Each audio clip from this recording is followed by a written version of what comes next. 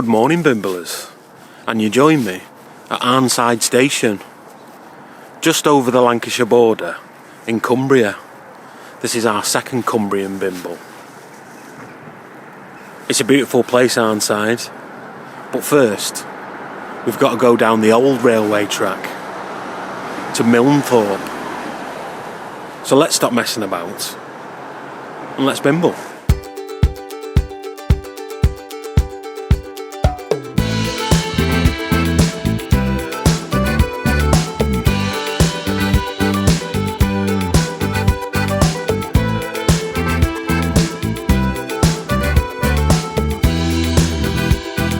Washed in clean by a riverside.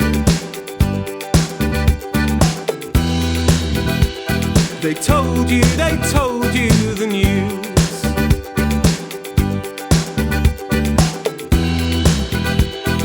Kept so cold in the blackest tide. If only you knew. I've heard what they've said, ignored what I read, and looked to the bright side.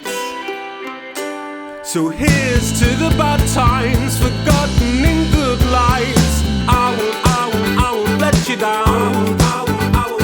I'll take off my shoes and dance to the good news. Broken smiles, well, they won't turn it round. So take off your shoes and dance to the good news.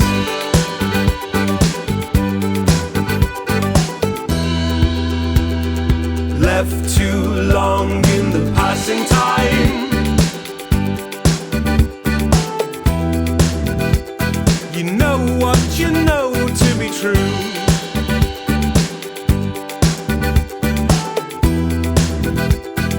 Dim lit scenes of a better life.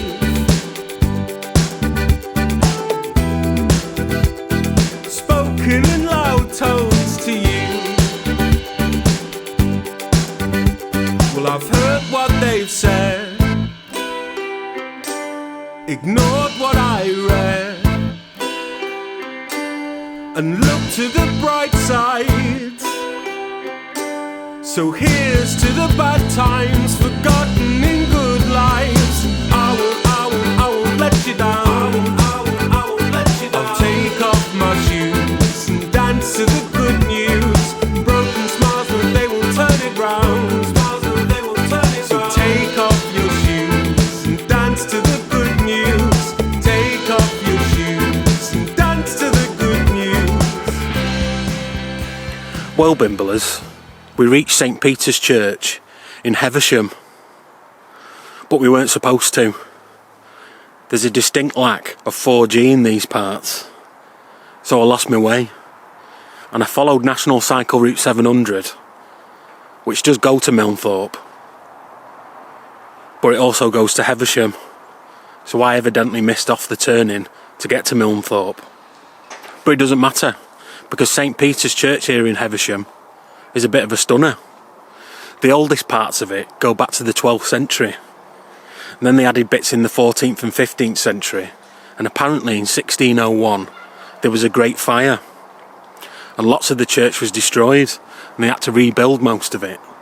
And then in the Victorian times, my busy mate, my favourite church builder and restorer, Edward Graham Paley, and his partner in crime Hubert Austin, they came to St. Peter's Church and restored it.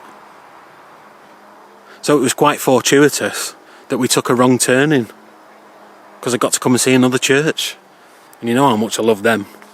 I'm also loving my new Bimblism t-shirt that I'm wearing currently. Links in the description. Anyway, let's bimble. Dance to the good news. Take off your shoes and dance to the good news.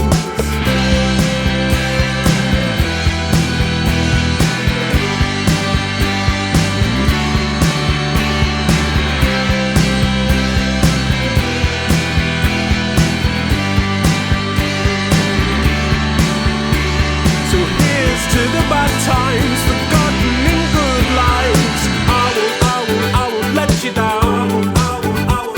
I'll take off my shoes and dance to the good news. Broken smiles, well, they won't turn it round.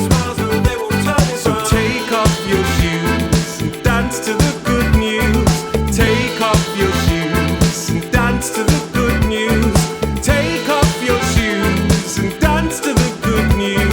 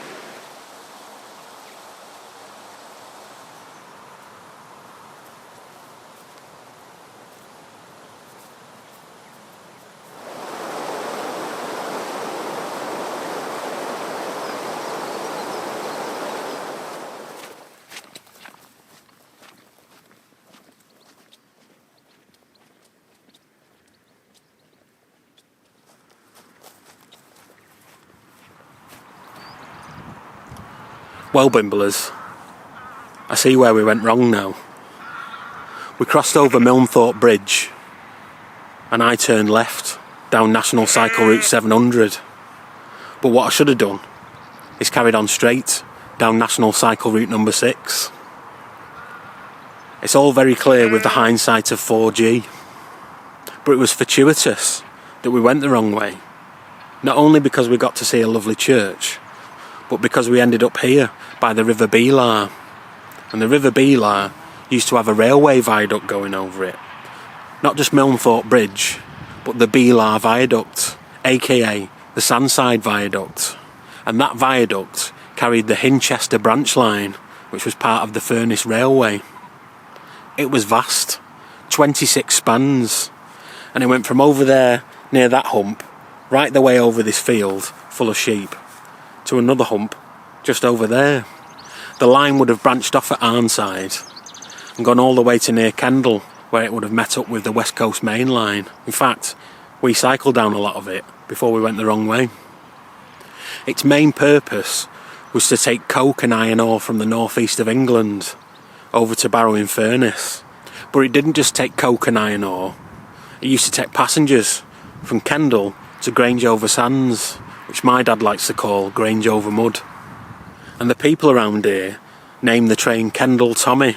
They used to say, "Shall we take Kendal Tommy down to Grange over Sands?" But that was all stopped in 1942. And by 1966, most of the line wasn't there anymore, thanks to the beaching cuts. They still had small sections of it to help with the local quarries. Pot fact, the local quarries around here also provided the stone for Blackpool Promenade, along with Eccleston Delph. We've bimbled there in the past. Not the new promenade, the old one. If you go to Blackpool today and look under North Pier, you can still see the old stone. Anyway, now we know the right way to Milnthorpe. Let's bimble.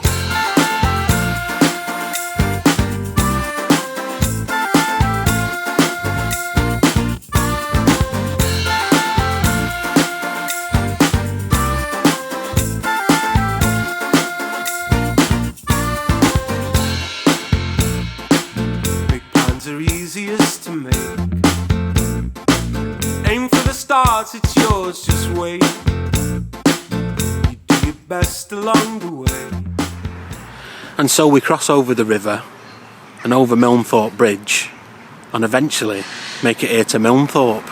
Milnthorpe is famous for making two things that you've probably either owned or bought or consumed. That would be the jaw-along comb, you know, the standard plastic comb that they have hung up behind the counter in the chemist. They used to make them here in Milnthorpe. And in the 1980s, they used to make a soft drink here in Milnthorpe called Umbongo.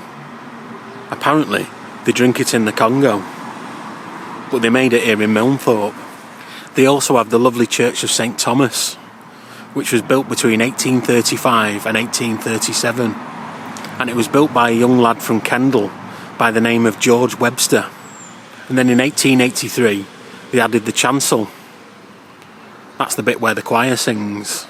And that was added by a Joseph Bintley. But in 1912, they decided they needed to do up the church and renovate it. So they got in Hubert Austin and Edward Graham Paley's son, Henry Paley, and their company, Austin and Paley. At the same time that they were doing up the church, they installed 6 new bells made by John Taylor and Company. Not the John Taylor from Milnthorpe who went over to America and became the 3rd president of the Mormon Church. Not that one. And not the John Taylor that plays bass in Duran Duran. But the John Taylor that was famous for making bells. He made the bells for Liverpool's Anglican Cathedral and Manchester Town Hall and York Minster Cathedral and St Paul's Cathedral in London. But my favourite bell that he made was the one that Brian Johnson rides in on when AC/DC play Hell's Bells. It's time for us not to take the highway to hell, but the lovely road back to Arnside, and have a look there. Let's bimble. You do your best along the way,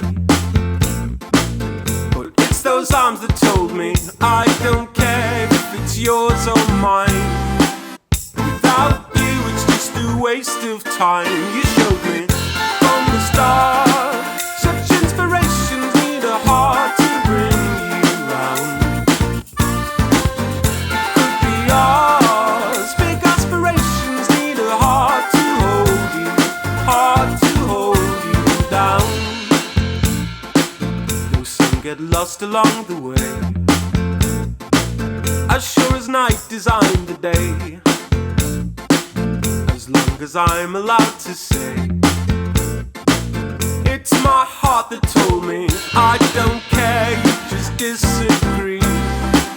Without you it wasn't meant to be. You showed me from the start such inspirations need a heart to bring you round. It could be ours, big aspirations need a heart to hold you I don't care, you can say what you like. I'm a peace-loving person, but I know I'm right. It's as easy as right from wrong. I'm a lover, not a fighter, so I wrote this song. You showed me from the start such inspirations need a heart to bring you round. It could be ours, big aspirations need a heart to hold you down. From the start such inspirations need a heart to bring you round. It could be ours, big aspirations need a heart to hold you down.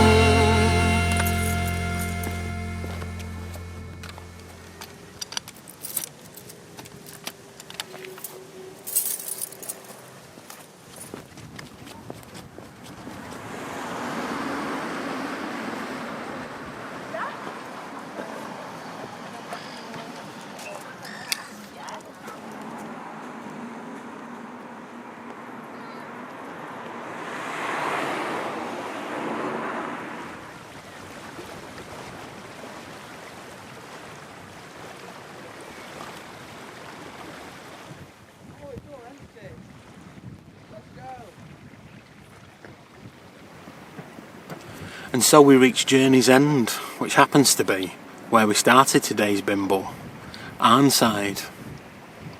It sits just inside the estuary of the River Kent. And the River Kent is only a tiddler, about 20 miles long. But the tides are vicious. In fact, they have sirens that go off in Arnside when the tide's coming in, so that people paddling don't get caught out and end up in the middle of the river. Arnside first became famous as a port and a place that built wooden boats. The wooden boats were built by the Crossfield family and they were called nobbies. They were specially designed to fish for prawns. They had a very shallow draft. That meant that they could get out at very low tides and they could fish where the prawns lived, in shallow waters. It also meant that they could get back into port very quickly. They wouldn't have to wait for the tide to come in, and the first prawns to market would get the best prices. They didn't just make fishing vessels though, they made pleasure boats, and a man named Arthur Ransom bought one of those pleasure boats and called it Swallow, and apparently that became the inspiration for a series of children's books named Swallows and Amazons. It's not just boats crossing over the River Kent though. You also have Arnside Viaduct with its 51 spans. It carries the Carnforth and Whitehaven railway line. It's actually quite a curious design because it doesn't actually sit on any hard standing in the middle of the river. It's hollow tubes driven into the sand with brick pontoons attached to them that kind of float on the sand, a little bit like snowshoes. So effectively, the viaduct actually floats on quicksand. It was originally built to get that coke and iron ore from the northeast into Barrow-in-Furness. But upon seeing it being built, the people that own the pubs and the hotels around here decided they wanted a piece of the action, and they petitioned for a railway station to be built, and that's how we get Arnside Station, where we started today's Bimble. Although it doesn't seem to have a chippy, which is an oversight in my opinion.